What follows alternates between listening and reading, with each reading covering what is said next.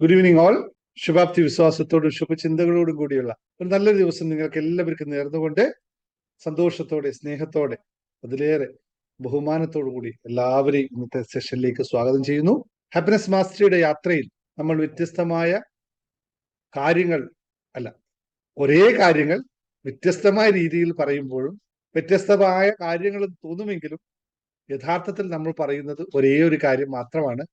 അത് നമ്മുടെ മനസ്സിനെ പറ്റിയിട്ടാണ്. നമ്മുടെ മനസ്സിന്റെ മാറ്റത്തിലൂടെ നമുക്ക് എല്ലാ മാറ്റങ്ങളും ഉണ്ടാക്കാൻ സാധിക്കുമെന്ന ഒറ്റ തത്വം മാത്രമാണ്. അതിനെ നമ്മൾ വിളിക്കുന്ന പേര് ഓരോ മനുഷ്യനും അവനവന്റെ ജീവിതത്തിന്റെ ശില്പിയും നിർമ്മാതാവുമാണ് എന്ന് മാത്രമാണ്. അപ്പോൾ നമ്മുടെ ജീവിതത്തെ നമ്മുടെ ജീവിതത്തെ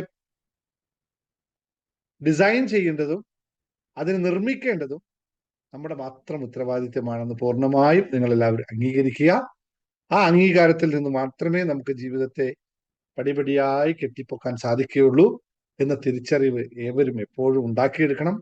അതിനാവട്ടെ നിങ്ങളുടെ ഓരോ ദിവസത്തെ പ്രാർത്ഥനയും, ഓരോ ദിവസത്തെ പ്രയത്നവും, ഓരോ ദിവസത്തെ ചിന്തകളും വാക്കുകളും പ്രവൃത്തികളും എന്ന് ഓർമ്മിപ്പിച്ചുകൊണ്ട് നമുക്ക് ഇന്നത്തെ അതിമനോഹരമായ ഒരു സെഷനിലേക്ക് കടക്കാം. ഞാൻ എന്തുകൊണ്ട് ഇന്നത്തെ സെഷൻ അതിമനോഹരം എന്ന് പറയാനുള്ള പ്രധാന കാരണം, മറ്റ്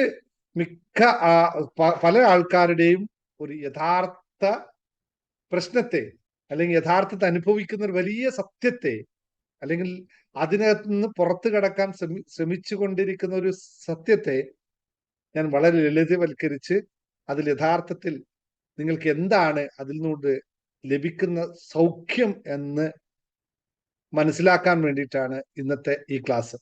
ഇതിന് പ്രധാന കാരണം, കുറേ ദിവസങ്ങളായി ഇതിനെ പറ്റിയിട്ട് പറയാൻ ഞാൻ ആഗ്രഹിക്കുന്നുണ്ടെങ്കിലും കഴിഞ്ഞ 2-3 ദിവസങ്ങളായി എൻ്റെ അടുത്ത് വന്ന ആൾക്കാരുടെ അതിതീവ്രമായ ഈ ഏകാന്തത, അവരനുഭവിക്കുന്ന അതിതീവ്രമായ ഏകാന്തത, അത് വിങ്ങി പൊട്ടിക്കൊണ്ടിരിക്കുന്ന ഏകാന്തത മനസ്സിലാക്കാൻ അവർക്ക് സാധിക്കാതെ പോയി എന്ന് എനിക്ക് തിരിച്ചറിയുമ്പോഴാണ് അതുകൊണ്ടാണ് ഞാൻ ഈ വിഷയം ഇനിയുള്ള കുറേ ദിവസങ്ങൾ സംസാരിക്കണമെന്ന് കരുതി.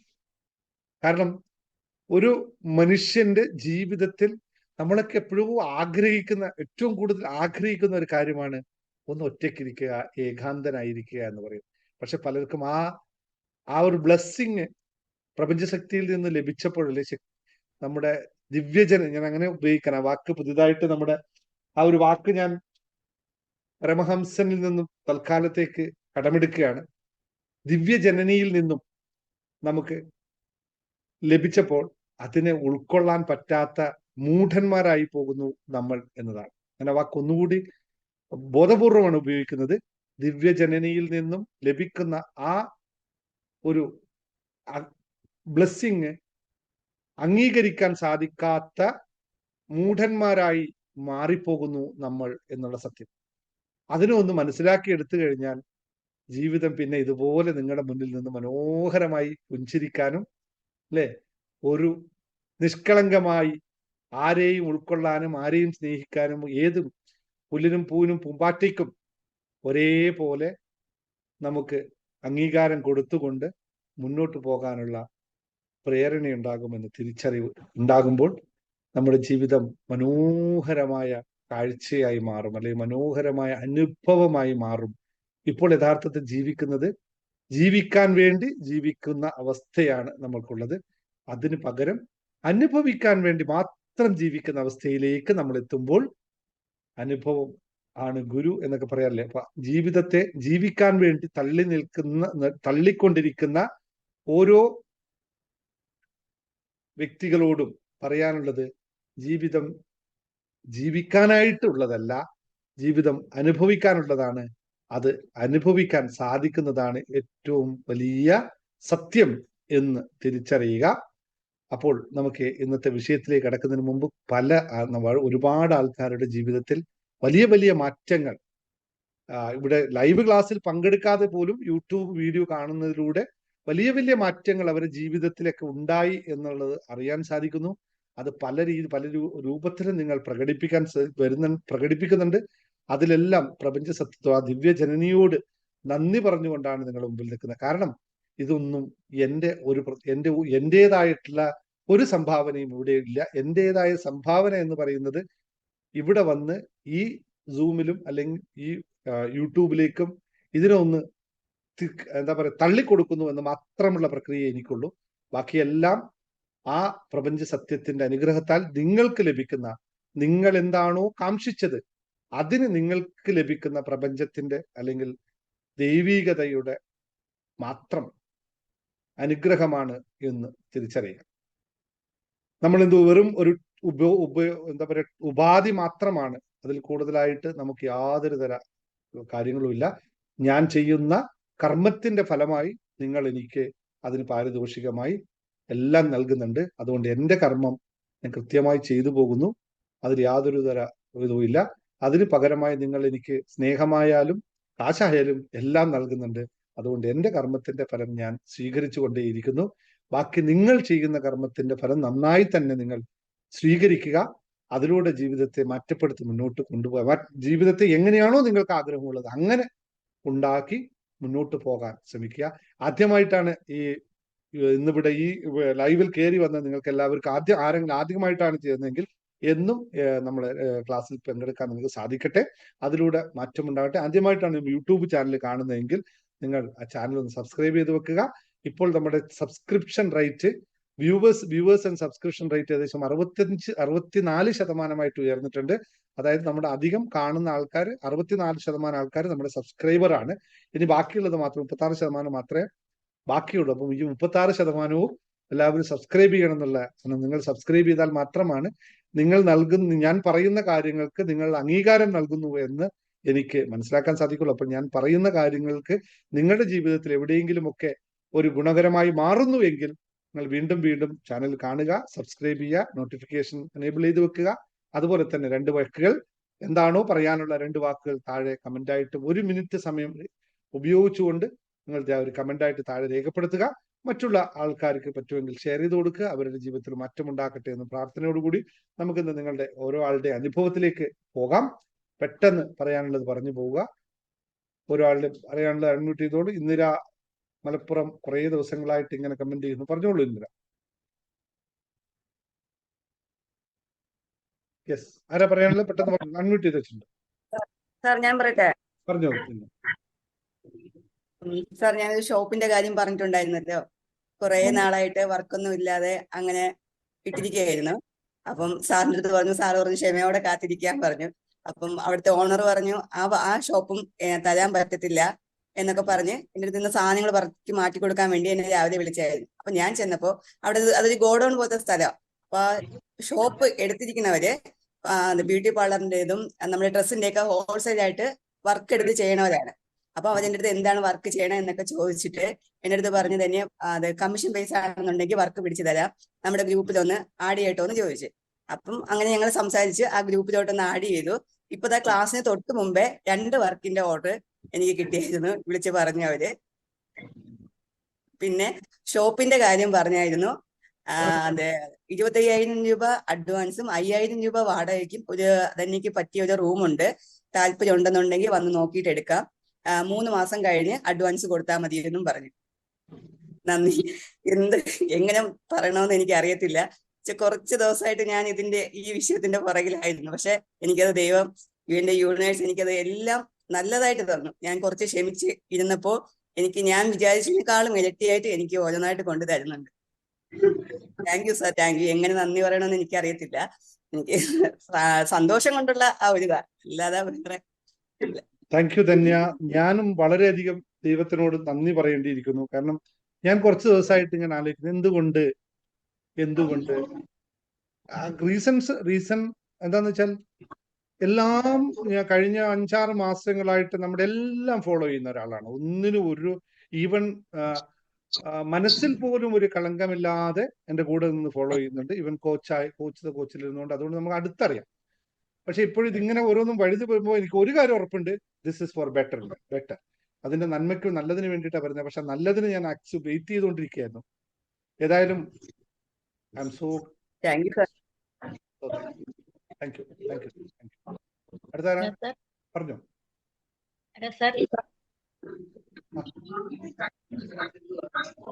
ഒരാൾ ആരാ? രാധ പറഞ്ഞു. ഞാന് ഇന്ന് ആശുപത്രിയിൽ പോയിട്ട് എനിക്ക് കൊളോണോസ്കോപ്പി ഉണ്ടായിരുന്നു. ഉം. അപ്പൊ കൊളോണോസ്കോപ്പി ചെയ്തപ്പോ എനിക്ക് കുടലിലൊന്നും യാതൊരു കുഴപ്പമില്ല. ഇനി 3 കൊല്ലം കഴിഞ്ഞിട്ട് ചെയ്താൽ മതി. അന്ന് CA ടെസ്റ്റ് ചെയ്തപ്പോ കൂടുതലാണല്ലോ കാണിച്ചത്. അപ്പൊ ഉം. ഞാൻ ആ ഡോക്ടറോട് ചോദിച്ചു അതെന്തായിരുന്നു കൂടുതലെന്ന്. അത് നീരായിരുന്നു ഇത്ര കുടലില്, അല്ലാതെ വേറെ കുഴപ്പങ്ങളൊന്നല്ല പറഞ്ഞു. അപ്പൊ ഞാൻ എല്ലാ ദിവസവും നമ്മുടെ 2020 മെഡിറ്റേഷൻ സാർ ഇട്ടത് എനിക്ക് ചെയ്യാൻ നല്ല ഇഷ്ടമാണ്. നല്ല സുഖം എനിക്കത് കേട്ടിട്ട് കിടന്നുറങ്ങുമ്പോ.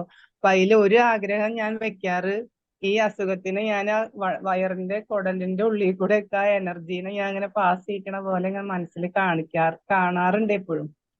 അപ്പൊ അതുപോലെ തന്നെ കുഴപ്പമൊന്നുമില്ല എന്ന് പറഞ്ഞപ്പോ എനിക്ക് ഭയങ്കര സന്തോഷമായി. ഞാൻ സാറിനോട് ഈ സന്തോഷം പറയാൻ എനിക്ക് സാധിക്കണേന്ന് ഞാൻ എപ്പോഴും പ്രാർത്ഥിക്കാറുണ്ട്. അപ്പൊ ഇന്നിപ്പോ അത് രാവിലെ പോയിട്ടൊക്കെ കഴിഞ്ഞിട്ട് ഇപ്പൊ 6 മണി കുറച്ച് ബുദ്ധിമുട്ടൊക്കെ ഉണ്ടായിട്ട് ആ സ്റ്റോപ്പ് ചെയ്യുമ്പോ. കാരണം അത് അത്രയാണ്ട് കുടലിന്റെ ഉള്ളിലേക്കൊക്കെ അവര് ഗ്യാസ് ഒക്കെ കയറ്റിയപ്പോ നല്ല വേദനയൊക്കെ ഉണ്ടായി. പക്ഷെ എന്നാലും അവസാനം കുഴപ്പമൊന്നും ഇല്ലാന്ന് ഡോക്ടർ പറഞ്ഞത്. ഇനി 3 കൊല്ലം കഴിഞ്ഞിട്ട് ചെയ്താൽ മതി പറഞ്ഞു. അപ്പൊ താങ്ക് യു. എനിക്ക് ഏറ്റവും നന്ദി ആ മെഡിറ്റേഷൻ സാറ് വാട്സാപ്പിൽ ഇട്ടെന്നുള്ളത്. അത് ഞാൻ എല്ലാ ദിവസവും ചെയ്യാറുണ്ട്, 2020 മെഡിറ്റേഷൻ. എന്തായിരുന്നു വളരെയധികം നന്ദി. എന്തായിരുന്നു ഏ ഇതിനെപ്പറ്റി പറയാൻ വന്ന ദിവസത്തെ ഇവിടുത്തെ കോലാഹലം നിങ്ങൾക്ക് എല്ലാവരും ഓർമ്മ? പഴയ റെക്കോർഡിംഗ് എടുത്ത് നോക്കണം അല്ലേ? അതെ, നല്ല വിഷമായിരുന്നു എനിക്ക്. ഇത്തിരി പേടിയൊക്കെ ഉണ്ടായിരുന്നു. കാരണം വെച്ചാൽ ക്യാൻസറിലേക്കാണ് പോകണ്ടായിരുന്നേ. അതിന്റെ പോക്ക് ക്യാൻസറിലേക്കാന്ന് പറഞ്ഞിട്ടാണ് ആ കുടൽ അങ്ങനെ തന്നെ കട്ട് ചെയ്ത് കളഞ്ഞത്. ഇതിന് പകരം വെക്കൊന്നല്ല, ആ കുടലില്ല അവിടെ. അങ്ങനെയാണ് തുന്നി കുത്തിയുള്ളത്. പക്ഷെ ഇനി അത് വന്നു കഴിഞ്ഞാൽ ഇനി എവിടെ കട്ട് ചെയ്യും? അങ്ങനെയൊക്കെ ബുദ്ധിമുട്ടുണ്ടല്ലോ.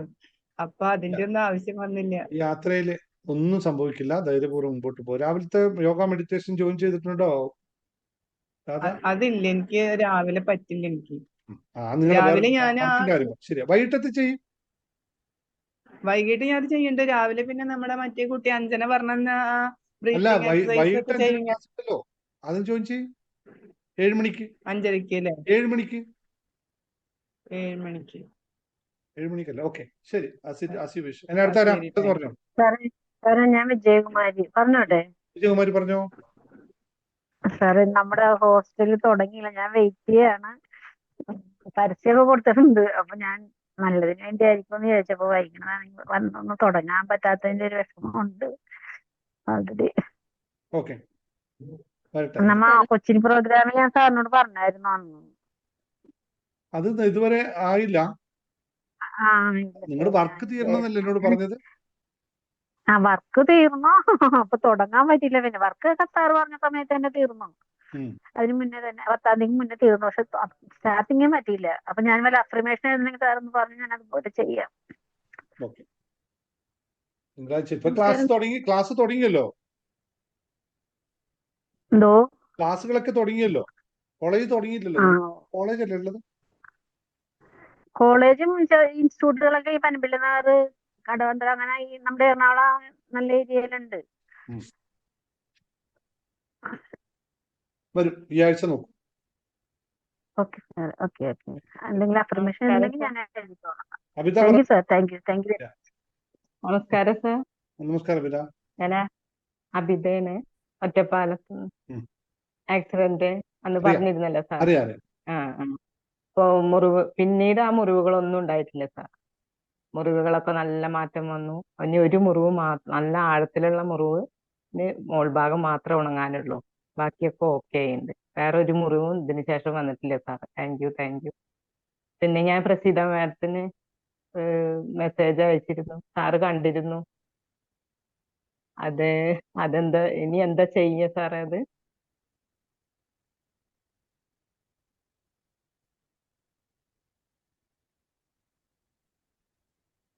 അതിനുശേഷം ഇപ്പൊ ഒന്നും സംഭവിച്ചിട്ടില്ലല്ലോ. ഇതിപ്പോ എത്ര ദിവസമായി? 2-3 ദിവസമായി. പിന്നെ അതിനുശേഷം ഒരു കുഴപ്പമൊന്നും ഉണ്ടായിട്ടില്ല. 3 ദിവസം അടുപ്പിച്ചിട്ടാണ് അത് കണ്ടത്. 3 ദിവസം 3 വ്യത്യസ്തമായിട്ടല്ലേ വന്നത്? വ്യത്യസ്തമായിട്ട്. അമ്മയും 2 കുഞ്ഞുങ്ങളുമാണ് അല്ലേ? അതെ. അതുപോലെയല്ലേ കാണുമ്പോ തോന്നിയത്? എങ്ങനെയാണ്? കല്ല് കയ്യിൽ സ്റ്റോൺ ഉണ്ടല്ലോ അല്ലേ? ഉണ്ട്, കയ്യിലുണ്ട്. പിന്നെ ആളുടെ ഉണ്ട്. അത് പിന്നെ രാത്രി ഉറങ്ങാൻ കിടക്കുമ്പോ എപ്പോഴും അതുകൊണ്ടല്ലേ കഴിച്ചിരിക്കും. നിങ്ങളത് പിന്നെ കണ്ടത്. ആളുടെ അതെ അതെ അതെ വന്നപ്പോഴും നിങ്ങൾ കണ്ടല്ലോ, കണ്ടു കണ്ടു കണ്ടു. പേടിച്ചിട്ടൊന്നുമില്ലല്ലോ. ഇല്ല ഇല്ല, പേടിയൊന്നും തോന്നിയില്ല സാറേ. നോ ഇപ്പൊ പ്രോബ്ലം. എന്താ പ്രത്യേക ഒരു ശക്തിയാണ് സാറേ. എന്തായാലും ജീവിക്കാനായാലും എന്തിനായാലും ഭയങ്കര ഒരു ധൈര്യം ഉണ്ട് എനിക്ക് ഇപ്പൊ എല്ലാത്തിനും. ജീവിക്കാനായാലും എന്നില്ല, ജീവിക്കാൻ തന്നെ, വേറെന്താ. ജീവിക്കാനായാലും തന്നെ വാക്കില്ല എന്തായാലും ഒരു. ഇല്ല ഇല്ല, ഇപ്പൊ എന്തായാലും നല്ലൊരു ധൈര്യമാണ് ജീവിക്കാൻ തീർച്ചയായിട്ടും. മാത്രല്ല, പുള്ളി എഴുന്നേറ്റ് നടക്കുന്നത് ആണ് ഇപ്പോഴത്തെ ആവശ്യം. പുള്ളി എഴുന്നേറ്റ് നടക്കുക. അതെ, മൂന്ന് മാസമായി മിണ്ടാതെ കിടക്കുകയായിരുന്നു. ഇപ്പൊ മോനെ എന്നൊക്കെ വിളിച്ചു. ചിലപ്പോ ഇങ്ങനെ ചമയ്ക്കുമ്പോ ഞാൻ എന്നിട്ട് ചോദിച്ചു, എന്താ കഴിക്കണത് ചോദിച്ചപ്പോ പഴം എന്ന് പറഞ്ഞു. അപ്പൊ ആരാ തന്നത് ചോദിച്ചപ്പോ പറഞ്ഞു മോളേനെ പൊന്നു എന്നാ വിളിക്കുക. അപ്പൊ പൊന്നു പൊന്നു അപ്പൊ അറിയാൻ സാധിച്ചിട്ടുണ്ട്. ഭക്ഷണം ഇങ്ങനെ കൊടുക്കുമ്പോ ഇങ്ങനെ ചുമ വരികയാണ്. കഴിക്കണം എന്നുണ്ട്. ഇപ്പൊ നന്നായി വായ അളക്കുന്നുണ്ട്, നാവ് നല്ല നീട്ടുണ്ട്, അങ്ങനെയൊക്കെ ഒരു ഇതുണ്ട്. മുറിവുകൾ ഉണങ്ങി തന്നെ ഏറ്റവും വലിയൊരു ഭാഗ്യ സാറ്. ഇനി കുറച്ചും കൂടിയാണ് ഉണങ്ങാനുള്ളൂ. അങ്ങനെ മോൻ ഇന്റർവ്യൂകളൊക്കെ അറ്റൻഡ് ചെയ്യുന്നുണ്ട്. ഇന്നിപ്പോ കൊച്ചിയിലേക്ക് പോയിട്ട് മെസ്സേജ് അയച്ചിരുന്നു, പിന്നെ രണ്ടാമത് കണ്ടില്ല. CV അപ്ഡേറ്റ് ചെയ്ത് അയക്കാൻ വേണ്ടി പറഞ്ഞ രണ്ടാമതൊന്നും അയച്ചില്ല. ഇല്ല അല്ല. മെസ്സേജ് അയക്കാൻ പറഞ്ഞു കേട്ടോ. പറയാ ആംഗ്ലോന്റെ കമ്പനിയിലേക്കാണ് പോയിരുന്നത്. അപ്പൊ അവര് വിളിക്കാന്ന് പറഞ്ഞിട്ടുണ്ട്. അങ്ങനെ 2-3 കമ്പനീസുകളിൽ പോണെന്ന് പറഞ്ഞിട്ടാണ് പോയത്. ഞാന് ഒരു സാധനം കൊടുത്തു വിടാം. അടുത്ത എന്തെങ്കിലും പോസ്റ്റ് വഴി വരുന്നുണ്ടെങ്കിൽ ഒരു സാധനം കൊടുത്തു വിടാൻ പറയാം. എന്നിട്ട് അത് വീട്ടിൽ വെച്ചോളൂ കേട്ടോ. ഒരു സാധനം കൂടി ഞാൻ പറയാം. അത് പിന്നെ പ്രസീത പറയും കേട്ടോ. ഇപ്പോഴില്ല, ഞാൻ നോക്കട്ടെ. എനിക്ക് എന്റെ കയ്യിൽ എത്തിയിട്ടില്ല. എത്തിയതിനു ശേഷം ഞാൻ അയക്കാൻ പറ്റും. Thank you sir. Thank you. Thank you. അടുത്താരുമില്ലല്ലോ. പറഞ്ഞോട്ടെ. പറഞ്ഞോ പൊന്നൂസ്. ഞാനേ സത്യത്തിൽ ഒരു 5 ലക്ഷം രൂപ എനിക്ക് കടം വാങ്ങിച്ചിട്ട് കിട്ടാത്തതിന്റെ പേരിലാണ് ഞാൻ ഇങ്ങനെ സാറിനെ അവിചാരിതമായിട്ട് കണ്ടതാണ്. ഇങ്ങനെ 6 മാസം തൊട്ട് ഞാൻ കുറെ എഴുതലൊക്കെ എഴുതി കൂട്ടിയിട്ടുണ്ട് ഇതേപോലെ യൂണിവേഴ്സിനോട്. പക്ഷേ സാറിന്റെ മെഡിറ്റേഷൻ, ഞാൻ സാറിന്റെ വീഡിയോ കണ്ട പിറ്റേ ദിവസം തന്നെ നമ്മുടെ മൂൺ മെഡിറ്റേഷൻ ഞാൻ കണ്ടായിരുന്നു, അതിൽ പങ്കെടുത്തായിരുന്നു. അതിന്റെ പിറ്റേ ദിവസം തന്നെ അവൻ എന്നെ ഇങ്ങോട്ട് വിളിച്ചു. അവൻ പറഞ്ഞു ഈ മാസം ലാസ്റ്റ് 30-ാം തീയതിക്കുള്ളിൽ ഞാൻ പൈസ തരാമെന്നാണ് പറഞ്ഞേക്കുന്നത്. അതിൽ കൂടുതൽ എനിക്ക് വേറെ കുറെ അനുഭവങ്ങൾ ഉണ്ടായത്. ലോട്ടറി എടുക്കാത്ത ഞാൻ ലോട്ടറി എടുത്ത് ഫസ്റ്റ് 2 എടുത്തിട്ട് അടിച്ചില്ല. സെക്കൻഡ് 2 എടുത്തിട്ട് ഞാൻ അന്ന് ലൈവിൽ കമന്റ് ഇട്ടിട്ടുണ്ടായിരുന്നു. 2 500 രൂപ വീതം അടിച്ചു. എന്റെ ജീവിതത്തിൽ ആദ്യമായിട്ടാണ്. അഥവാ ഞാൻ ലോട്ടറി എടുത്താലും നോക്കാറില്ല. വല്ല പാവങ്ങളെ കാണുമ്പോ ജസ്റ്റ് ഒന്ന് എടുത്ത് അത് എവിടെയെങ്കിലും കൊണ്ടിടയില്ല, ഞാൻ നോക്കാറില്ല. കാരണം നമുക്ക് ലോട്ടറി ഒന്നും അടിക്കാറില്ലല്ലോ എന്നുള്ള മൈൻഡായിരുന്നു. അങ്ങനെ കുറെ ഹാപ്പിനെസ് ഉണ്ട് സാറേ. Thank you so much. ആ പൈസ കണ്ടിരുന്നു നിങ്ങൾ കിട്ടും നമുക്ക് എന്നുള്ള ഉറച്ച വിശ്വാസമുണ്ട്. ശ്രദ്ധിക്കുന്നില്ല എന്നുള്ളത് ഞാൻ കണ്ടിരുന്നു. അതെ. ഇപ്പൊ എനിക്ക് വിശ്വാസമാണ്. പിള്ളേരോട് ഞാൻ പറഞ്ഞു, നിങ്ങൾ ആരും ഞെട്ടരുത്. ഇനി കോടിയാണ് അടിക്കാൻ പോണത്, ബോധം കെട്ടൊന്നും വീഴരുത്. ഇനി വരാൻ പോണ കോടികളാണെന്ന് പറഞ്ഞിട്ടുണ്ട് പിള്ളേരോട്. എല്ലാവർക്കും ഭയങ്കര അത്ഭുതമായി പോയി, സന്തോഷമായി പോയി. Very good. Thank you sir. ഒരുപാട് മാറ്റങ്ങൾ വരുന്നുണ്ട് കുറച്ച് ദിവസം കൊണ്ട്. ജസ്റ്റ് 10 ദിവസമായിട്ടുള്ളു ഞാൻ ഇതൊക്കെ. എല്ലാ വീഡിയോസും ഞാൻ ഡെയിലി കണ്ടോണ്ടിരിക്കണം. എത്ര വീഡിയോ ഞാൻ കാണുന്നുണ്ടെന്ന് എനിക്ക് കണക്കില്ല. ഫുൾ ടൈം ഞാൻ പഠിച്ചുകൊണ്ടിരിക്കണേ, ഓരോന്ന് കണ്ടുകൊണ്ടേ ഇരിക്കണേന്ന്. Thank you sir. Thank you. കൃഷ്ണനാ സംസാരിക്കാൻ. ഹലോ സാറേ, കൃഷ്ണനാ സാറേ, നമ്മുടെ മകന്റെ കാര്യം എന്തായിരുന്നുണ്ടോ?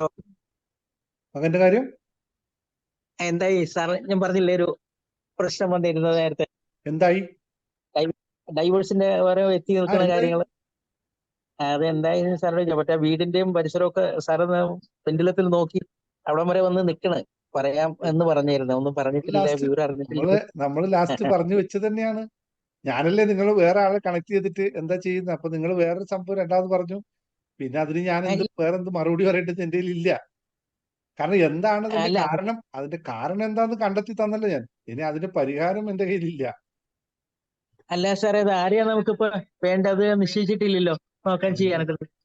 എനിക്കറിയില്ല, അതിനപ്പുറത്തേക്കുള്ള കഥ എനിക്കറിയില്ല. നമ്മൾ സമയമെടുത്ത് ആലോചിച്ച് കണ്ടുപിടിക്കണം ആരാന്നുള്ളത്.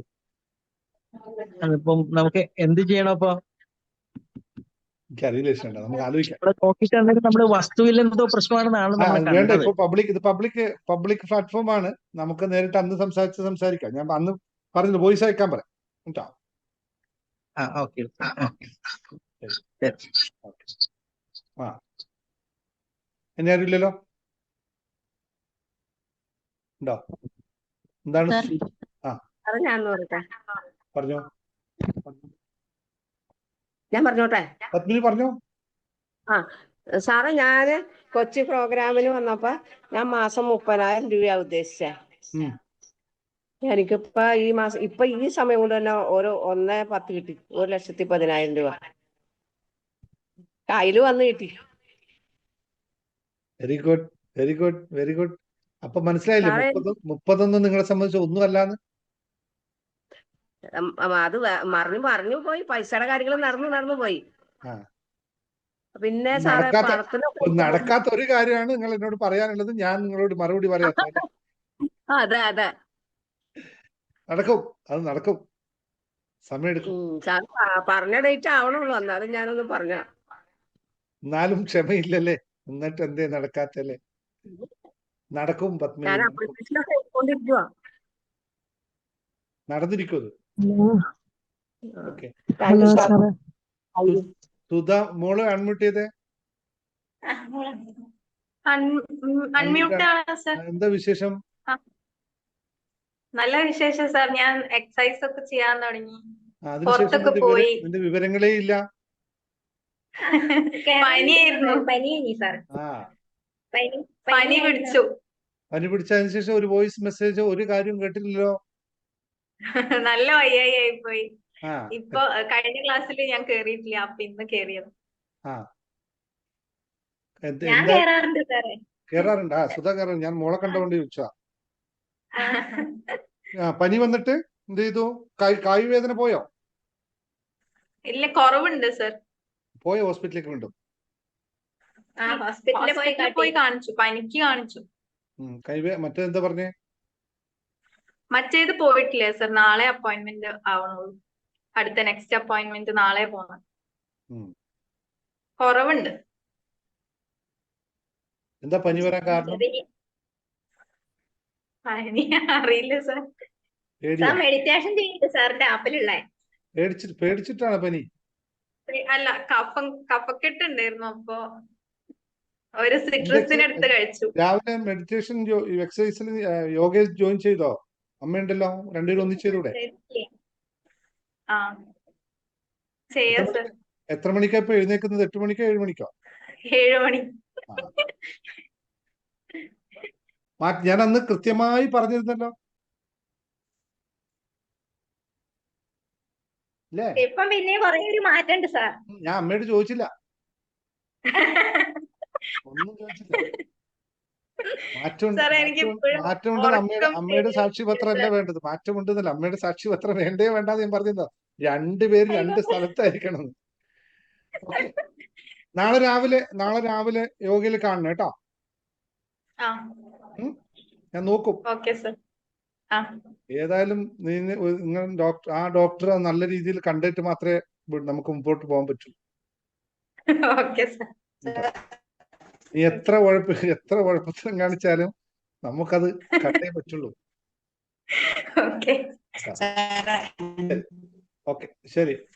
അടുത്ത് ഇനി ആരുമില്ലല്ലോ. എന്നാ പോട്ടെ, ക്ലാസ്സിലേക്ക് എടുക്കാം. ഓക്കെ. ഹലോ. ഹലോ. ഐസിഎസ് ബാങ്കിൽ ലേഖ സംസാരിക്കും. ലേഖ ഐസിഎസ് ബാങ്കിൽ ഒരു ഇന്റർവ്യൂ ലേഖ. ഐസിഎസ് ബാങ്കിൽ. Hello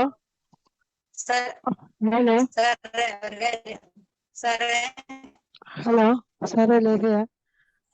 hello. രണ്ടുപേരും റേഞ്ചില്ല, ഒന്നും ചെയ്യാൻ പറ്റില്ല. ലാസ്റ്റ് സംസാരിക്കാം കേട്ടോ. ഞാൻ തൽക്കാലം മ്യൂട്ട് ചെയ്യണം. രണ്ടുപേരും റേഞ്ച് ശരിയില്ല, അതുകൊണ്ട് അൺമ്യൂട്ട് ചെയ്യാൻ പറ്റില്ല, ഒന്നും പറ്റില്ല. എന്നാൽ ലാസ്റ്റ് സംസാരിക്കാം. അതായത് ക്ലാസ് കഴിഞ്ഞതിന് ശേഷം വീണ്ടും സംസാരിക്കാം കേട്ടോ. Okay, thank you. അപ്പൊ എല്ലാവരും റെഡിയല്ലേ? ക്ലാസ്സിലേക്ക് കിടക്കാൻ. ഇന്ന് ഭയങ്കര ഇൻട്രസ്റ്റ്, നിങ്ങൾക്ക് എല്ലാവർക്കും വളരെ താല്പര്യമുള്ള, എന്നാൽ നിങ്ങൾ എല്ലാവരും ഭയപ്പെടുന്ന, അല്ലെ, താല്പര്യം എന്ന് പറഞ്ഞാൽ ഞാൻ വേർന്നില്ല, നിങ്ങൾ ഭയത്തോടെ കാണുന്ന ഒരു കാര്യത്തെയാണ് ഇന്ന് സംസാരിക്കാൻ പോകുന്നത്. അപ്പോൾ റെഡി ആയവരെല്ലാം ടൈപ്പ് ചെയ്ത് നോക്കട്ടെ. യെസ് പോരട്ടെ. റെഡി ആണെങ്കിൽ മാത്രം. നിങ്ങൾക്ക് ഇതിലെന്തോ ഒരു കുട്ടൻസ് ഉണ്ട് എന്ന് മനസ്സിലാക്കാൻ ആഗ്രഹമുള്ളവർ മാത്രം, അല്ലെ? എല്ലാവർക്കും അത് എത്ര ഉണ്ട്?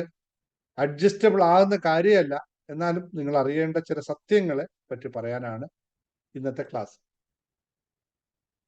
ഏറ്റവും കൂടുതൽ ഞാൻ ഉദ്ദേശിക്കുന്നത് വീട്ടമ്മമാരെയാണ്. വീട്ടമ്മമാരിലാണ്, അല്ല വീട്ടമ്മമാരെന്നൊന്നുമില്ല, വീട്ടമ്മമാർ തന്നെ ഉപയോഗിക്കുന്ന ആ വാക്ക് അങ്ങനെ തന്നെ ഉപയോഗിക്കാമല്ലോ. വീട്ടമ്മമാരുടെ വിഷയത്തിലാണ് ഏറ്റവും കൂടുതലായിട്ടുള്ളത്. മറ്റുള്ളവരെ ആണുങ്ങളെ സംബന്ധിച്ച് അവർ ശ്രദ്ധിക്കാത്തൊരു വിഷയമാണ്, തീരെ ശ്രദ്ധിക്കാറില്ലാത്ത ഒരു വിഷയം. എന്നാൽ ഏറ്റവും ഇമ്പോർട്ടൻ്റ് ആയിട്ട് ശ്രദ്ധിക്കേണ്ട ഒരു കാര്യത്തെ പറ്റിയിട്ടാണ് സംസാരിക്കുന്നത്. ഒറ്റ ചോദ്യം, നിങ്ങൾക്ക് ഏകാന്തത ഇഷ്ടമാണോ അല്ലയോ? യെസ് ഓർ നോ ടൈപ്പ് ചെയ്യണം. സത്യമായിട്ട് പറയണം, കള് പറയരുത്. സത്യമായ ഉത്തരം പറയണം, ആലോചിച്ചുകൊണ്ട് പറയണ്ട. ഏകാന്തത നിങ്ങൾക്ക് ഇഷ്ടമാണോ അല്ലയോ? No no no no no no. എത്ര നോ വരുന്നുണ്ട് നോക്കട്ടെ നോക്കട്ടെ നോക്കട്ടെ നോക്കട്ടെ നോക്കട്ടെ. Yes yes yes. ഇഷ്ടമേ അല്ല, ഭയങ്കര സ്ട്രോങ്, ഇഷ്ടേ അല്ല. Yes yes yes yes yes yes പറയുന്നവരുണ്ട്, ചിലപ്പോൾ എന്ന് പറയുന്നവരുണ്ട്, യെസ് എന്ന് പറയുന്നവരുണ്ട്, നോ എന്ന് പറയുന്നത് സമ്മിശ്രമാണ്. ചില സമയത്ത് ചിലപ്പോൾ യെസ് നോ നോ നോ, കുറച്ചൊക്കെ yes yes yes yes. Happy and ready. Yes. നിങ്ങൾക്ക് എപ്പോഴെങ്കിലും ഒറ്റയ്ക്ക് ഇരിക്കാൻ തോന്നിയിട്ടുണ്ടോ? എനിക്കൊന്ന് ഒറ്റയ്ക്കിരുന്ന സുഖമായി, ഒന്ന് രസമായിരുന്നു എന്ന് തോന്നിയിട്ടുണ്ടോ? എന്നോട് ചോദിച്ചേക്കരുത്. ചോദിച്ചാൽ ഇവിടെ സൈഡിൽ ഒരാൾ ഇരിപ്പുണ്ട്, അയാൾ പിന്നെ എന്റെ വടിയെടുക്കും. അതുകൊണ്ട് ആ ചോദ്യം എന്നോടില്ല, നിങ്ങളോട് മാത്രം ചോദിക്കുന്നു. ഒറ്റയ്ക്കിരിക്കാൻ തോന്നിയിട്ടുണ്ട്? ഇപ്പൊ അത് പറ്റുന്നില്ല, പക്ഷെ തോന്നിയിട്ടുണ്ട്. യെസ്, ചിലപ്പോഴൊക്കെ തോന്നിയിട്ടുണ്ട്. അപ്പോൾ ഇനി ഒറ്റയ്ക്കിരിക്കൽ ഭയം ആണെന്നുള്ള ആൾക്കാർ എത്ര പേരുണ്ട്? എനിക്ക് ഭയമാണ് ഒറ്റയ്ക്കിരിക്കാൻ. എത്ര പേര്? ബാക്കിയെല്ലാം ആൻസർ കിട്ടിക്കോ. ഒറ്റയ്ക്കിരിക്കാൻ ഭയമുള്ളതിന് ബി എന്ന് ടൈപ്പ് ചെയ്യാം. ബി എന്ന് മാത്രം, ബി ബി. ഒറ്റയ്ക്കിരിക്കാൻ ഭയമുള്ളവർ ബി എന്ന് ടൈപ്പ് ചെയ്യും. യെസ്, എല്ലാവരും ബി ബി ബി ബി എന്നിട്ട് യെസ് യെസ് എല്ലാവരും ടൈപ്പ് ചെയ്യണം കേട്ടോ. ബി ബി എന്ന് ഭയമാണ് ഉദ്ദേശിച്ചത്. അതുകൊണ്ടാണ് ഞാൻ പറയുന്നത് വീട്ടമ്മമാരെ ഉദ്ദേശിച്ച് മാത്രമുള്ള ക്ലാസ് ആണ്. ഇവരാണ് ഈ കാര്യത്തിൽ ഏറ്റവും കൂടുതൽ ഇതാക്കുന്നത്. Yes, okay. ഒരു സെന്റൻസ് പറഞ്ഞു പോവാം. ഇത് നിങ്ങൾക്ക് എത്രത്തോളം ഇഷ്ടപ്പെടുന്നു എന്ന്, എത്രത്തോളം മനസ്സിലാവുന്നതിൽ ഒറ്റ വാക്കിലൊരു കാര്യം പറയാം. He who cannot walk alone cannot walk far എന്ന് പറയും. ഒറ്റയ്ക്ക് നടക്കാൻ കഴിയാത്തവന് ദൂരയാത്ര ചെയ്യാൻ കഴിയില്ല. ഒറ്റയ്ക്ക് നടക്കാൻ കഴിയാത്തവന് ദൂരയാത്ര ചെയ്യാൻ കഴിയില്ല. അപ്പൊ നിങ്ങൾ പറയും, സാറേ നടക്കുന്ന കാര്യമല്ലല്ലോ ഇപ്പൊ പറഞ്ഞു, ഒറ്റയ്ക്ക് ഇരിക്കുന്ന കാര്യമല്ലേ പറഞ്ഞത്, അല്ലെ? ഞാൻ ഉദ്ദേശിച്ച രണ്ടും ഒന്ന് തന്നെ. നടത്തം എന്ന് പറയുന്നത് ജീവിക്കാൻ പറ്റാത്തവന് ദൂരം എന്താ പറയാ, long life is not possible എന്നാണ് ഈ പറഞ്ഞതിന്റെ അർത്ഥം. ഒറ്റയ്ക്ക് നടക്കാൻ കഴിയാത്തവന് ദൂരയാത്ര ചെയ്യാൻ കഴിയില്ല. ഇത് വളരെ പ്രശസ്തമായ ഒരു വാക്കാണ്. ഏകാന്തത എന്നത് യഥാർത്ഥത്തിൽ, അല്ലെങ്കിൽ സോളിറ്റ്യൂഡ് എന്നാണ് ഇതിന്റെ ഇംഗ്ലീഷ് പദം. ഏകാന്തത, ഏകാന്തത, ഒറ്റയ്ക്കുള്ള ആത്മാവിനെ അവനവന്റെ ആത്മാവിനെ അറിയാനുള്ള ഏറ്റവും ലളിതമായ ഒരു കാര്യമാണ് ഏകാന്തത എന്നത്. അതുകൊണ്ട് ആ വാക്ക് അങ്ങനെ തന്നെ ഉപയോഗിക്കുന്നത്. ഇംഗ്ലീഷിൽ സോളിറ്റ്യൂഡ് എന്ന് പറയും. സോളിനെ അറിയാനുള്ള ആറ്റിറ്റ്യൂഡിനെയാണ് സോളിറ്റ്യൂഡ് എന്ന് പറയുന്നത്. അപ്പോൾ നമുക്ക് നമ്മുടെ ആത്മാവിനെ അറിയാനും അതിനായി ജീവിക്കാനും എപ്പോഴാണോ സാധ്യമാകുന്നത്, ആ സമയത്തിനെ വിളിക്കുന്ന പേരാണ് ഏകാന്തത. ഇത് എത്ര പേർക്ക് ഉൾക്കൊള്ളാൻ പറ്റും? അതായത് മറ്റുള്ളവരിൽ നിന്നകന്ന് ചില നിമിഷങ്ങളിൽ സ്വയം അനുഭവിക്കാൻ ഉള്ള അവസരം. ഒറ്റയ്ക്ക് നടക്കുന്നത് ഒരു ദുഃഖമല്ല, അതൊരു ശക്തിയാണ് എന്ന് ഇന്ന് നിങ്ങൾ സ്വർണ്ണ ലിപികളാൽ എഴുതി വെച്ചോളൂ. നിങ്ങളുടെ പുസ്തകത്തിൽ നിങ്ങൾ എഴുതി വെച്ചോളൂ. ഏകാന്തത, അതായത് സോളിറ്റ്യൂഡ് എന്ന് പറയുന്നത് മറ്റുള്ളവരിൽ നിന്നകന്ന് ചില നിമിഷങ്ങൾ സ്വയം അനുഭവിക്കാനുള്ള അവസരമാണ് എന്ന് എഴുതി വെക്കുക. എന്തുകൊണ്ടെന്ന് വെച്ചാൽ ഏറ്റവും പ്രാധാന്യമുള്ള ഒരു കാര്യമാണ് ഈ ഒരു കാര്യം എന്നുള്ളത് കൊണ്ട് തന്നെയാണ് ഇങ്ങനെ പറയുന്നത്. കാരണം ഒറ്റയ്ക്ക് നടക്കുന്നത് ഇന്ന് വരെ നിങ്ങൾ കരുതിയ ദുഃഖം ആണ് എങ്കിൽ അല്ല, അതാണ് യഥാർത്ഥ ശക്തിയുടെ ഉറവിടം എന്ന് മനസ്സിലാക്കുക. എന്തുകൊണ്ട് അങ്ങനെ പറയുന്നു ചോദിച്ചാൽ, നിങ്ങൾ ജസ്റ്റ് ജീവിതത്തിൽ നിങ്ങൾ അറിയപ്പെടും. നിങ്ങൾ ഇവര് കൊള്ളാമല്ലോ, ഇവര് ജീവിതത്തിൽ എന്തോ ആയവരാണല്ലോ എന്ന് കരുതുന്ന കുറച്ച് ആൾക്കാരുണ്ടാവൂലേ? നിങ്ങളുടെ പരിചയത്തിൽ ഇവരെന്തോ നേടിയവരാണ്, ഇവരെന്തോ ജീവിതത്തിൽ ചില കാര്യങ്ങൾ ലഭിച്ചവരാണെന്ന് പറയുന്ന ഒരു 10 പേരെ നിങ്ങൾ വേണ്ട, 2 പേരെ എടുത്തോളൂ. നിങ്ങളുടെ ജീവിതത്തിൽ ഇവർ കൊള്ളാമല്ലോ, ലൈഫിൽ സക്സസ് ആണല്ലോ എന്ന് കരുതുന്ന 2 പേര് ഉദാഹരണമായിട്ട് ഞാൻ ആരാന്നൊന്നും ഞാൻ പറയുന്നില്ല, XYZ ആരെ എടുത്തോളൂ, 2 പേരെ എടുത്തോളൂ. അവരൊന്ന് ജസ്റ്റ് ക്ലോസ് ആയി വാച്ച് ചെയ്തോളൂ. അവരെത്രത്തോളം അവരുടെ ലൈഫിലേക്ക് ഒറ്റപ്പെടൽ എന്ന് പറയുന്നതിന്റെ അർത്ഥം അയാൾ എല്ലാം ത്യജിച്ചുകൊണ്ട് എന്താ പറയുക, ഹിമാലയത്തിൽ പോയി തപസ്സിരിക്കുന്നു എന്നതല്ല.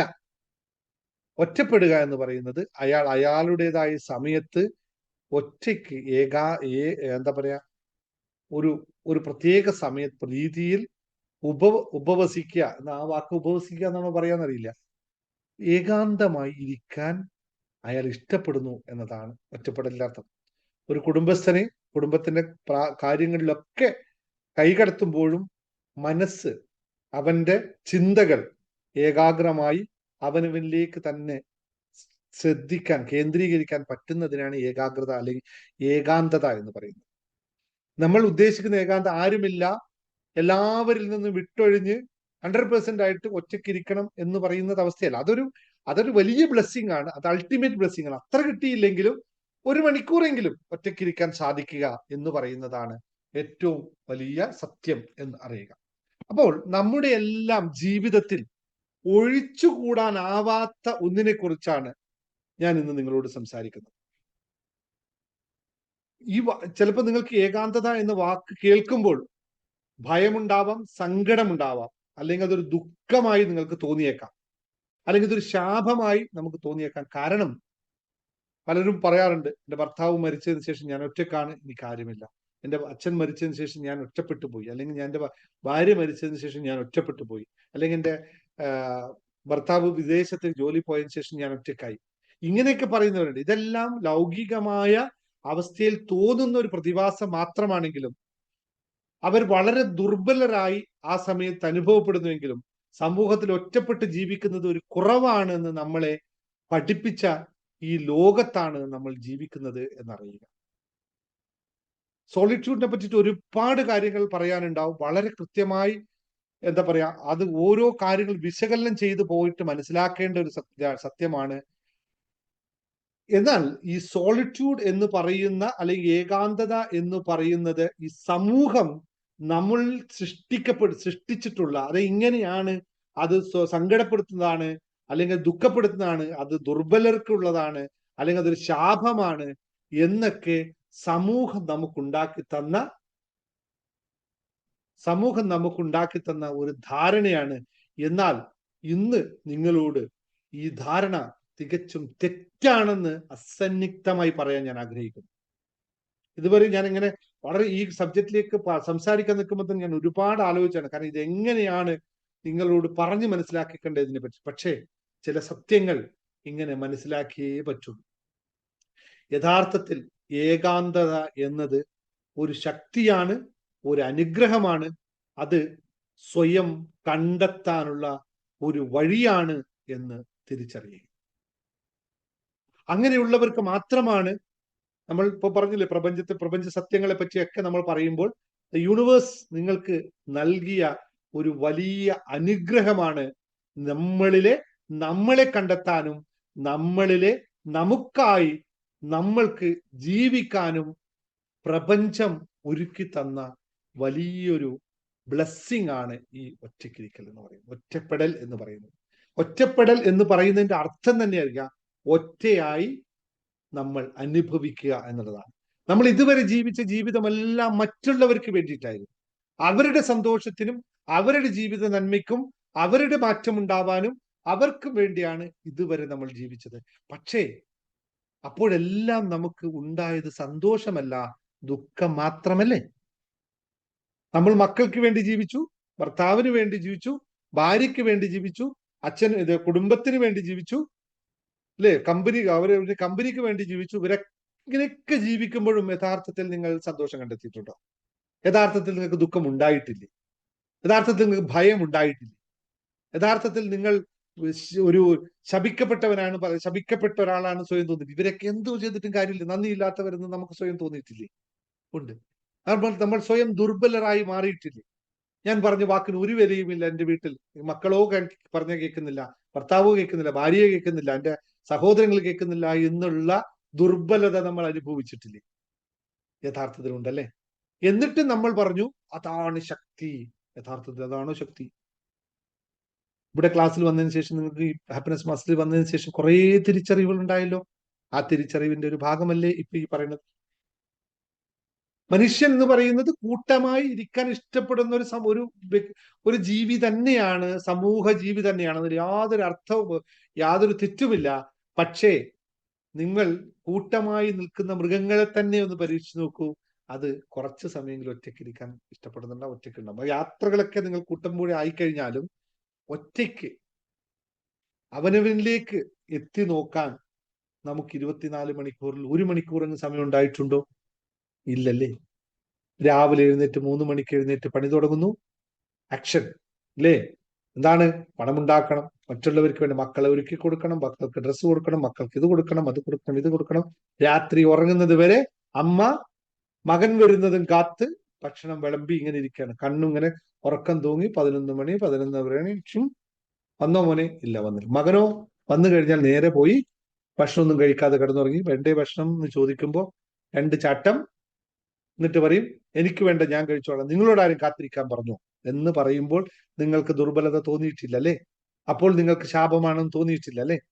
എന്നാൽ അതേ നിങ്ങൾ 8 മണിക്ക് നിർത്തി, എല്ലാ പരിപാടിയും നിർത്തി, ഞാൻ എന്റെ പണി നോക്കുന്നു, ഞാൻ ഒന്ന് മെഡിറ്റേറ്റ് ചെയ്യുന്നു, എന്നിലേക്ക് ഞാൻ ഇറങ്ങി ചെല്ലുന്നു, എന്നെ മനസ്സിലാക്കട്ടെ, എന്റെ ശ്വാസോച്ഛ്വാസം നടക്കുന്നുണ്ടെന്ന് ഞാൻ മനസ്സിലാക്കട്ടെ എന്ന് കരുതി വീട്ടിന്റെ ഒരു കോലായി കയറിയിരുന്ന് അല്ലെങ്കിൽ റൂമിൽ കയറിയിരുന്ന് നമ്മളിലേക്ക് ശ്രദ്ധിച്ചു കഴിഞ്ഞാൽ ഈ പറയുന്ന മകന്റെ വഴക്കോ ഭർത്താവിന്റെ വഴക്കോ കേൾക്കേണ്ട ഒരു സാഹചര്യം ഉണ്ടാകുമോ? ഉണ്ടാവാൻ സാധ്യതയുണ്ടോ? ഇല്ല എന്നുള്ള സത്യം അറിയണം. അപ്പോൾ നമ്മൾ ദുർബലരാകുമോ, നമ്മൾ ബലവാന്മാരാകുമോ എന്ന് ഒന്ന് തിരിച്ചറിയുക സഹോദരങ്ങൾ. ഇനിയെങ്കിലും തിരിച്ചറിയുക. നമ്മളെപ്പോഴും മൊബൈൽ ഫോണിന്റെ ലോകത്താണ്, സോഷ്യൽ മീഡിയ ലോകത്താണ് ജീവിക്കുന്നത്. 1 മിനിറ്റ് കിട്ടിയാൽ അന്നേരം എടുക്കും, എന്നിട്ട് എന്താണ് അറിയില്ല, എന്തോ കാണുന്നു, എന്തോ കേൾക്കുന്നു. 1 മിനിറ്റ് കിട്ടിയാൽ അവന്റെ ശ്വാസോച്ഛ്വാസം അകത്തോട്ട് പോകുന്നുണ്ട്. ഇതാണ് എന്റെ പ്രാണൻ നിലനിർത്തുന്ന സാധനം. ദേ പോകുന്നു, ദേ വരുന്നു, ദാ പോകുന്നു, ദേ വരും അല്ലെ? അങ്ങനെ ദാ പോയി, ദാ വന്നു, ദാ പോയി, ദാ പോയി, ദാ പോയി, ദാ വന്നു. എത്ര പേർക്ക് അറിയാൻ പറ്റുന്നുണ്ട്? ഇപ്പോൾ നമ്മുടെ മെഡിറ്റേഷനും യോഗയൊക്കെ സ്റ്റാർട്ട് ചെയ്തതിനു ശേഷം പലരും പറഞ്ഞു, സാറേ ഇങ്ങനെ സാധനം പോകുന്നുണ്ടല്ലേ, മനസ്സിലാവുന്നുണ്ട് കേട്ടോ.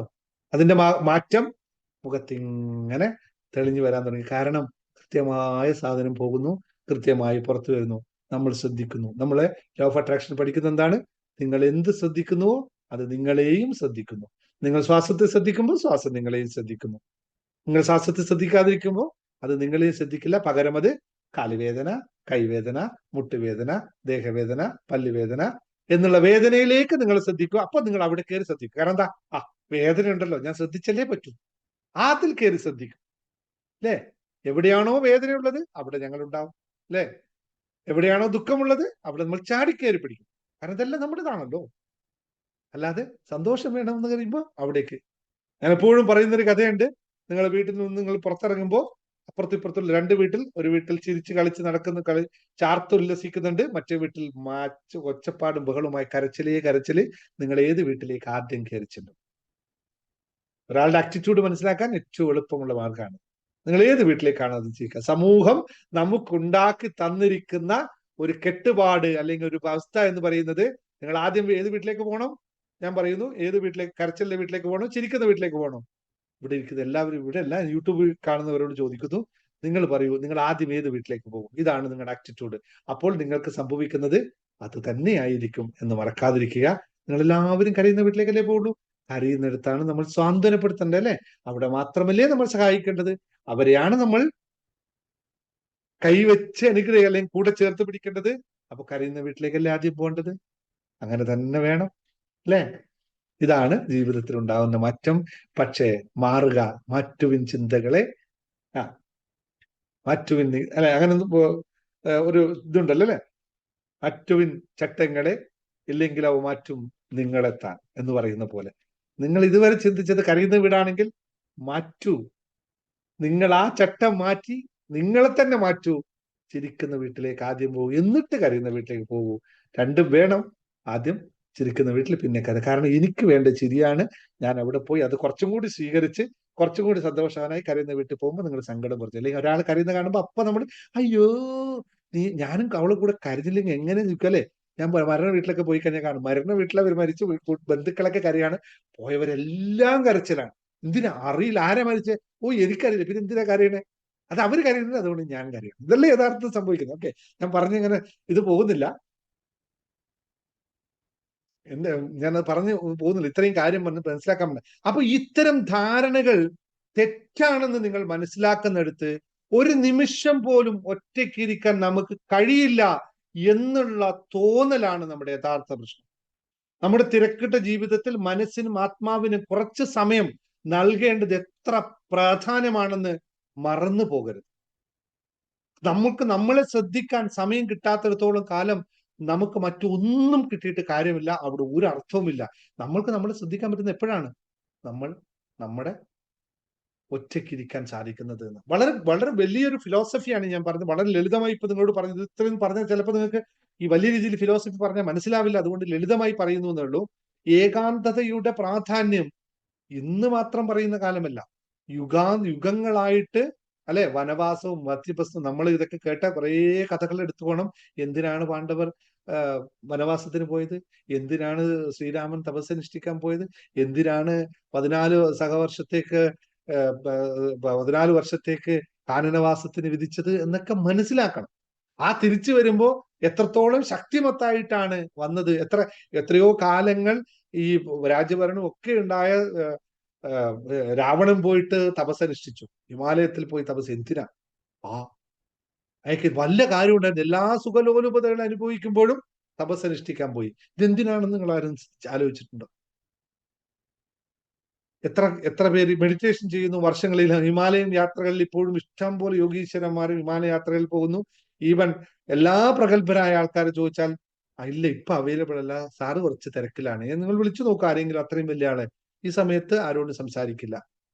46 മണിക്കൂറും 48 മണിക്കൂറും 60 മണിക്കൂറും 78 മണിക്കൂറും ഒക്കെ ഉപവാസം അനുഷ്ഠിക്കുന്ന എത്രയോ പ്രഗത്ഭര വ്യക്തികളെ ഞാൻ നിങ്ങൾക്ക് പരിചയപ്പെടുത്തി തരാം, നമ്മുടെ കൊച്ചു കേരളത്തിൽ തന്നെ. പക്ഷെ നമ്മളെ സംബന്ധിച്ച് ഇതൊന്നും വിഷയമല്ല. ഈവൻ അമ്പലത്തിൽ പോയി കഴിഞ്ഞാൽ തന്നെ ഒന്ന് തൊഴാൻ പോകുമ്പോ ചുറ്റുമുള്ള മണിനാഥങ്ങളിടയിൽ പോയാൽ മാത്രമേ ഈശ്വരൻ കനിയുള്ളൂ എന്ന് വിശ്വസിക്കുന്നു അല്ലെ. ബുദ്ധന്റെ തന്റെ ബോധോദയം ഉണ്ടായത് എവിടെയാണ്? ഒറ്റയ്ക്കിരുന്ന് ധ്യാനിച്ചപ്പോഴാണ്. ലൗകികമായ ആസക്തികളിലെല്ലാം വിട്ടുനിന്ന് ആന്തരികമായ ശാന്തത എപ്പോഴാണോ കണ്ടെത്തിയത്, അപ്പോൾ മാത്രമാണ് ബോധോദയം സംഭവിക്കുന്നത്. അവനവനെ അറിയാൻ ശ്രമിക്കുമ്പോൾ മാത്രമേ ഈ പ്രപഞ്ചത്തെ അറിയാൻ സാധിക്കുകയുള്ളൂ. ഒറ്റയ്ക്ക് നടക്കുന്നത് ഒരു യാത്രയാണ്, അത് നിങ്ങളിലേക്ക് തന്നെ എത്തിക്കുന്നു എന്നുള്ളത് മനസ്സിലാക്കും. എന്താണ് ഒറ്റപ്പെടൽ എന്ന് പറയുന്ന ഒരു പ്രശ്നത്തിനെ എങ്ങനെ പരിഹരിക്കാം, അല്ലെ എങ്ങനെയാണ് അതിനെ മാറ്റി ചിന്തിക്കേണ്ടത് മാത്രം പറഞ്ഞുകൊണ്ട് ഇന്നത്തെ സെഷൻ കുറേ ദിവസങ്ങൾ പറയേണ്ടതാണ്, കുറേ കാര്യങ്ങൾ പറയേണ്ടതാണ്. പെട്ടെന്ന് പറഞ്ഞാൽ മനസ്സിലാവും. ഒറ്റ കാര്യം മാത്രം പറഞ്ഞു പോകാം. ഒറ്റപ്പെടൽ എന്നത് ഒരു പ്രശ്നമല്ല, പകരം പല സാഹചര്യങ്ങളിലുള്ള പ്രശ്നങ്ങൾക്ക് ഒരു പരിഹാരമാണ് എന്ന് മനസ്സിലാക്കിക്കൊണ്ട് പോകണം. എങ്ങനെയാണെന്ന് വെച്ചാൽ, നമുക്ക് കണ്ടെത്തണമെങ്കിൽ സെൽഫ് റിയലൈസേഷൻ എന്ന് പറയും. എപ്പോഴാണോ ഒരാൾ അയാളെ കണ്ടെത്തുന്നത്, അപ്പോൾ മാത്രമേ അയാളായി ജീവിക്കാൻ സാധിക്കുകയുള്ളൂ. എന്ന് വെച്ചാൽ ഈ അയാൾ ആരാണെന്നുള്ള ചോദ്യം അവിടെ കിടക്കണ്ടേ. ഈ ശരീരമാണോ, മനസ്സാണോ, ആത്മാ, അതൊക്കെ കുറെ ഉണ്ട്. നിങ്ങൾ അതിലേക്കൊന്നും പോകണ്ട. വളരെ ലളിതമായിട്ട് നമ്മളിപ്പോൾ ഇരിക്കുന്ന ഈ അവസ്ഥയെ തന്നെ എന്നെ മാത്രം, ഞാൻ എന്ന് പറയുന്നത് ഇപ്പോൾ ഈ മെറ്റീരിയൽസിനെ മാത്രം ആലോചിക്കാം, മറ്റു കാര്യങ്ങളൊന്നും ആലോചിക്കേണ്ട. എനിക്ക് എന്നെ മനസ്സിലാവണമെങ്കിൽ ഞാൻ എന്നിലേക്കൊന്ന് ശ്രദ്ധിച്ചു നോക്കണം. ഞാൻ എന്റെ മുഖം എങ്ങനെ ഉണ്ട് എന്ന് എനിക്ക് മനസ്സിലായത് കണ്ണാടിയിൽ ഞാൻ സ്വയം നോക്കിയപ്പോൾ മാത്രമാണ്. അല്ലാതെ എന്റെ ഭാര്യ പറഞ്ഞപ്പോഴും എന്റെ മക്കൾ പറഞ്ഞപ്പോഴും എന്റെ അമ്മ പറഞ്ഞപ്പോഴും എനിക്ക് മനസ്സിലായിട്ടില്ല ഞാൻ ആരാണ്. അത് പറയുന്നത് മറ്റൊരാളെ പറ്റിയിട്ടാണ്. അവരെപ്പോഴും പറയുന്ന അവർക്ക് മനസ്സിലായ എന്നെ പറ്റിയിട്ട് മാത്രമേ അവർ പറയുള്ളൂ. യഥാർത്ഥത്തിൽ ഞാൻ ആരാണ്, എനിക്ക് എന്നെ മനസ്സിലാക്കാൻ പറ്റുന്നത് എന്നെ തന്നെ ഞാൻ നോക്കുമ്പോഴാണ്. അതെവിടെയാ നോക്കുന്നത്? കണ്ണാടി പോയി നമ്മൾ നോക്കിയപ്പോ നമുക്ക് നമ്മളെ കണ്ടു. പക്ഷെ അവിടെയും ഒരു ചോദ്യം ബാക്കിയുണ്ട്. കണ്ണാടി നമുക്ക് നൽകുന്നത് നമ്മുടെ പ്രതിബിംബം മാത്രമാണ്, യഥാർത്ഥ ബിംബമല്ല. ഇതൊരു സത്യം നിങ്ങൾക്ക് അറിയാമല്ലോ. ഇപ്പൊ ക്യാമറയിൽ നിങ്ങൾ എന്നെ കണ്ടുകൊണ്ടിരിക്കുന്ന ഞാനല്ല യഥാർത്ഥത്തിൽ ഞാൻ. കാരണം നിങ്ങളുടെ മനസ്സിലുള്ള എന്നെയാണ് ഇപ്പോൾ നിങ്ങൾ അവിടെ കണ്ടുകൊണ്ടിരിക്കുന്നത്. പക്ഷെ എന്റെ മനസ്സിലുള്ള ഞാനല്ല നിങ്ങൾ എന്നെ കാണുന്നത് എന്ന സത്യം അറിയാം. ഇത് രണ്ടാണ് അല്ലേ? ഇത് വളരെ കുറെ ഡീപ്പായിട്ട് പോകേണ്ടത് വെച്ചാണ്. നിങ്ങൾ എങ്ങനെയാണോ എന്നെ കാണുന്നത് ആ ഞാനല്ല യഥാർത്ഥത്തിൽ ഞാൻ. കാരണം എന്നെപ്പറ്റി നിങ്ങൾ ഉണ്ടാക്കി വെച്ചിരിക്കുന്ന ധാരണകളുടെയും മുൻവിധികളുടെയും രൂപമാണ് നിങ്ങൾ ഇപ്പോൾ എന്നെ കണ്ടുകൊണ്ടും കേട്ടുകൊണ്ടിരിക്കുന്നത്. അതുപോലെ തന്നെയാണ് ഞാൻ ഇപ്പോൾ നിങ്ങളുടെ മുന്നിൽ സംസാരിച്ചു കൊണ്ടിരിക്കുന്നത്. നിങ്ങൾക്ക് എപ്രകാരമായിരിക്കണമോ ഞാൻ ആവേണ്ടത് അപ്രകാരമാണ് ഞാൻ നിങ്ങളോട് സംസാരിക്കുന്നത്, അല്ലാതെ യഥാർത്ഥ ഞാനല്ല. കാരണം യഥാർത്ഥ ഞാൻ എന്നിലേക്ക് ഒതുങ്ങി നിൽക്കുമ്പോൾ ഈ സംസാരങ്ങളൊന്നും എനിക്കില്ല. എനിക്ക് എന്നോട് പറയാൻ ഇത്തരം ഇന്റലക്ച്വൽ ആയിട്ടുള്ള വാക്കുകളോ പ്രവൃത്തികളോ ഒന്നുമില്ല. വളരെ ലളിതമാണ്.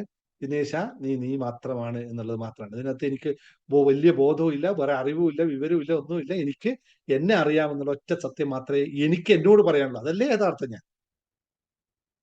ഇത് കുറച്ച് മനസ്സിലാക്കി എടുക്കണം. ഞാൻ വളരെ ലളിതമായി പറയാം.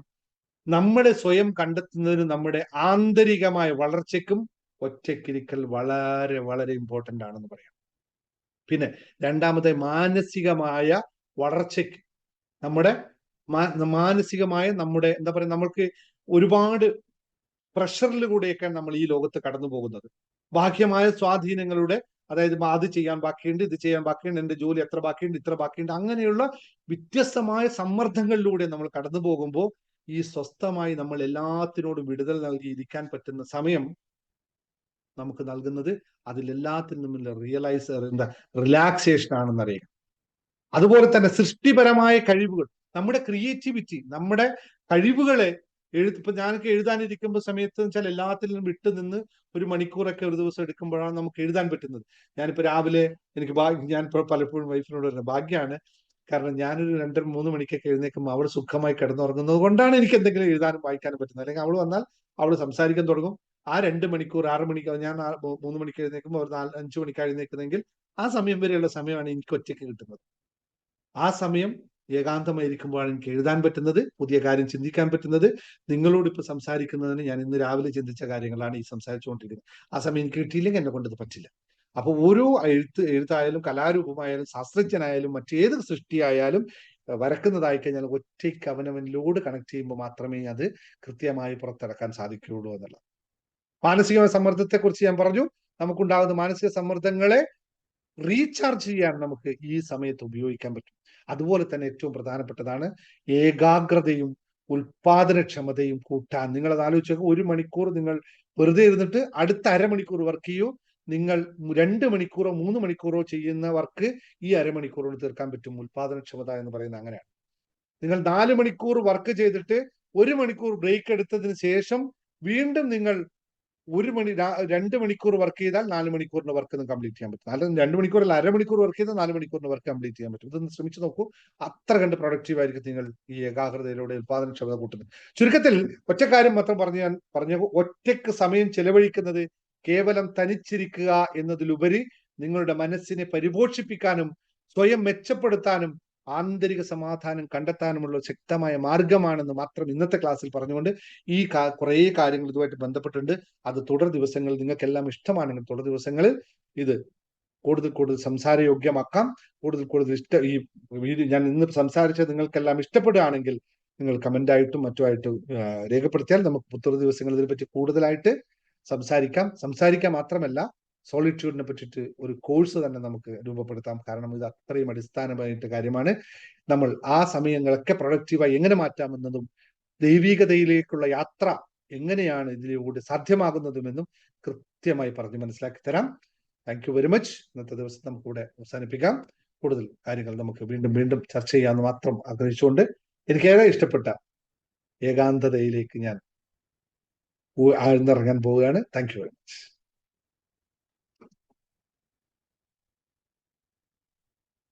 വെള്ളം സോറി, ആർക്കും സംസാരിക്കാനുണ്ടെങ്കിൽ സംസാരിച്ചോളൂ. 1 മിനിറ്റ് തരാം. വെള്ളം തരുമോ?